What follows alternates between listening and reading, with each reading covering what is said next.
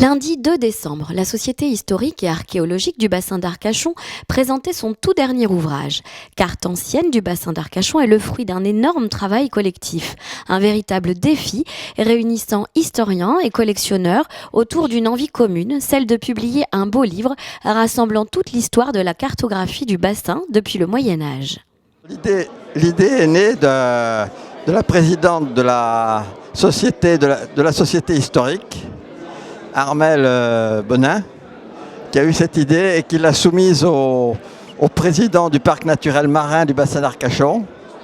Et ça a été accepté. Et donc le parc naturel marin du bassin d'Arcachon a assuré la société historique de financer, en partie, de donner un financement pour cet ouvrage. Et ensuite, donc, on nous a réunis à la Société historique à Arcachon, et Armelle Bonin nous a présenté un peu le projet. Et moi j'étais très très pessimiste au départ, parce que c'était un projet très ambitieux, très ambitieux. Et voilà, je suis parti un peu, elle m'avait dit, bon, vous serez deux à coordonner ce livre avec Jean-Claude Ril, mais moi je me disais, on ne va pas s'en sortir, hein. Au départ, c'était très ambitieux pour nous. Et puis on se réunissait une fois tous les mois. Et on s'est rendu compte que finalement, avec les collectionneurs, avec Jean-Marie Daugé, avec l'appui de Patrick Chadéron et d'autres, on s'est rendu compte que finalement, c'était possible. Et on a pu ensuite intégrer des collections qui étaient extraordinaires. La collection de la Société scientifique d'Arcachon, qui est une collection de cartes anciennes remarquables, avec en particulier l'Atlas d'Émile Lapeyre, la collection de la société Salipac dans les Landes aussi, où ils ont une très belle collection. Les collections également de la Bibliothèque nationale de France, de la BNF, de Gallica, et puis donc les collectionneurs d'Arcachon, de la Teste, avec Jean-Marie Daugé, etc. Le collectionneur, il a été visité par Jean-Claude Riel, voilà 3 ans et demi, pour me demander si je voulais participer à cette aventure. La réponse a été évidemment avec un plaisir immense. Et Jean-Claude avait vu une exposition que j'avais organisée avec l'association Océanos, présidée à l'époque par Michel Doucy. On avait été accueillis par l'association qui préfigure le musée à la Teste, qui était un écomusée à un moment donné. Et ayant vu l'exposition d'une trentaine de cartes, ou peut-être plus, ça leur avait donné l'idée que je pouvais être intéressé, et il ne s'était pas trompé, c'était absolument passionnant. Je peux vous refaire, si vous voulez, la genèse de mon intérêt pour les cartes.